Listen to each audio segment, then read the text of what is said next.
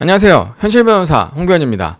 오늘은 국선 변호인과 사선 변호인에 대해서 말씀을 드릴 건데요. 많은 형사사건 의뢰인들이 고민하시는 부분이 과연 내가 사선 변호사를 선임하는 것이 잘하는 일일까? 라는 부분입니다. 왜냐하면 이제 국선 변호사는 거의 비용이 들지 않는 것이면 반해서 사실 사선 변호사는 큰 돈이 드니까 그 둘을 비교하면 상당히 고민스러운 것이 사실이거든요. 선택은 본인이 직접 하는 거지만 국선 변호사와 사선 변호사 어떤 차이점이 있는지 어떤 특성이 있는지 국선 변호사는 대체 어떤 사람들인지에 대해서 제가 말씀을 드릴 테니까 참고를 하시면 되겠습니다. 국선 변호사는 헌법에 근거가 있고 어떤 경우에 국선 변호사를 선임해야 되는지에 대해서는 형사소송법에 나와 있습니다. 그러니까 그거는 이제 찾아보시면 되는 거고, 의뢰인들이 많이 궁금해하시는 부분은 국선 변호사가 대체 어떤 변호사인지일 거잖아요. 그래서 그 부분을 제가 좀 구체적으로 말씀드리겠습니다. 국선 변호사는 사실 두 가지가 있습니다. 크게 보면 국선 전담 변호사가 있고 일반 국선 변호인이 있습니다. 국선 전담 변호사는 말 그대로 국선 사건만 전담으로 하는 변호사입니다. 국선 전담 변호사는 이제 법원에서 공고를 내거든요. 그러면 이제 국선 사건만 전담으로 처리하고 싶은 변호인이 법원 공고를 보고 지원을 하고, 지원자들 중에서 법원이 선정을 해서 국선 전담 변호인이 되는 것입니다. 국선 전담 변호인들은 정말로 국선 사건밖에 안 합니다. 사선 사건을 할 수가 없고요. 보수도 법원으로부터 받는데 월급처럼 받습니다. 월급처럼. 그리고 법원이 배정해주는 국선 사건을 전담해서 처리를 하게 되겠습니다. 국선 전담 변호인들의 급여 수준은 그렇게 높지는 않습니다. 예전에는 나쁘지 않은 수준이었다고 말씀을 드릴 수가 있었는데 지금을 기준으로 하면은 오히려 적다고 말씀드릴 수가 있고, 국선 변호인들은 특히 또 자기가 받는 월급으로 사무실 임대료나 아니면 직원 월급을 줘야 되기 때문에 그분들이 고생하시는 거에 비해서는 좀 적다는 생각을 가지고 있습니다. 일반 국선 변호인은 어떤 사람이냐면 그냥 저 같은 변호사입니다. 법원에서 일반 국선 변호사 신청을 받습니다. 그럴 때 이제 저 같은 그냥 일반 변호사들이 거기다 신청서를 냅니다. 그래서 국선 변호사로 선정이 되거든요. 국선 변호사로 선정이 됐다고 해서 제가 마음대로 국선 사건을 할 수는 없는 거고요. 법원에서 여러 국선 변호인들에게 사건을 뿌려줍니다. 그게 이제 저한테 배정이 되면 제가 국선 변호를 하는 거고, 만약에 배정이 안 되면 국선 변호를 못 하게 됩니다.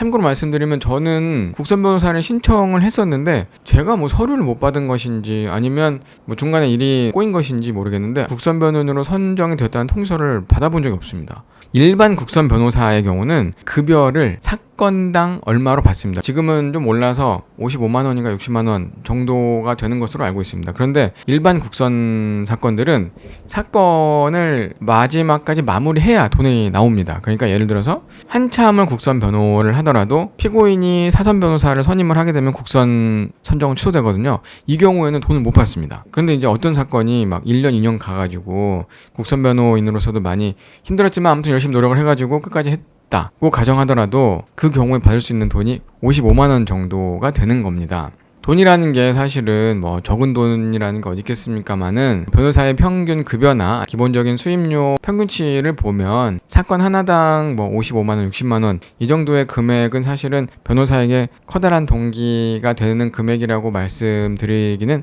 어렵겠습니다. 솔직히 말씀드려서.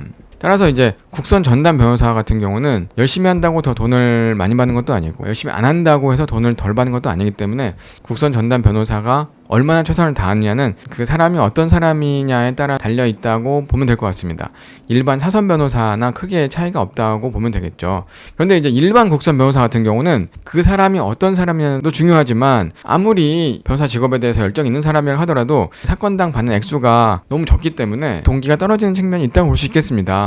그 변호사가 어떤 마인드를 가지고 있는지, 어떤 생각을 가지고 있는지 이건 우리가 아는 방법이 없기 때문에 겉으로 드러난 것만 보자면 일반 국선 변호인 같은 경우는 사건 처리에 대한 대가가 적기 때문에 아무래도 사선 변호사보다는 동기부여가 덜 되는 측면이 있을 수 있다, 이렇게 말씀드릴 수가 있겠습니다. 이런 걸 생각해 봤을 때는 제 생각은 이렇습니다. 국선 변호사를 선임할 것인지 사선 변호사를 선임할 것인지는 이 사건이 나에게 어떤 의미를 가지느냐, 이걸 기준으로 판단하면 되지 않을까 싶습니다. 만약에 어떤 사건이 나에게 진짜 중요한 의미를 가진다, 이 사건으로 인해서 내 인생이 크게 달라질 것이라고 생각이 든다고 하면 그러한 사건은 내가 후회 없이 처리를 하는 것이 맞겠죠. 그러니까 내가 직접 변호사를 여러 명을 만나보고 직접 얘기를 나눠보고 그 중에서 가장 좋은 변호사를 골라서 내가 선임을 하는 게 나중에 이 사건의 결과와 상관없이 내가 차라리 그냥 그때 사선 변호사를 선임할 걸 이라는 후회가 들지 않을 수 있는 방법이라고 저는 생각합니다. 만약에 국선 변호인을 선임했는데 그 국선 변호인이 정말 열심히 해준다면 모르겠지만 내가 보기에 그 변호사가 내 사건에 전념을 하지 않는다는 태도를 내가 느꼈다고 한다면 좋지 않은 결과가 나왔을 때 그때 국선 변호인을 선임하지 말고 사선 변호인을 선임하는 게 어땠을까 하는 후회가 남을 수도 있잖아요. 따라서 이 사건이 좀 경미하다거나 내 인생을 막 좌우할 만큼의 그런 중요한 사건은 아니다라고 판단된다면 아무래도 비용이 적게 드는 국선 변호인을 고려해 보는 것도 좋겠지만, 그렇지 않고 정말 나에게 너무 중요한 사건이다라고 한다면 제 생각에는 국선 변호인보다는 사선 변호인을 선임하는 것이 어떨까, 내가 직접 상담해서 내가 직접 변호사를 고르는 것이 어떨까 하는 생각을 저는 가지고 있습니다. 이런 부분들을 잘 고려하셔서 국선 변호사, 사선 변호사를 선택하실 때 참고를 하시면 좋을 것 같습니다. 다음에 더 좋은 영상으로 찾아오겠습니다.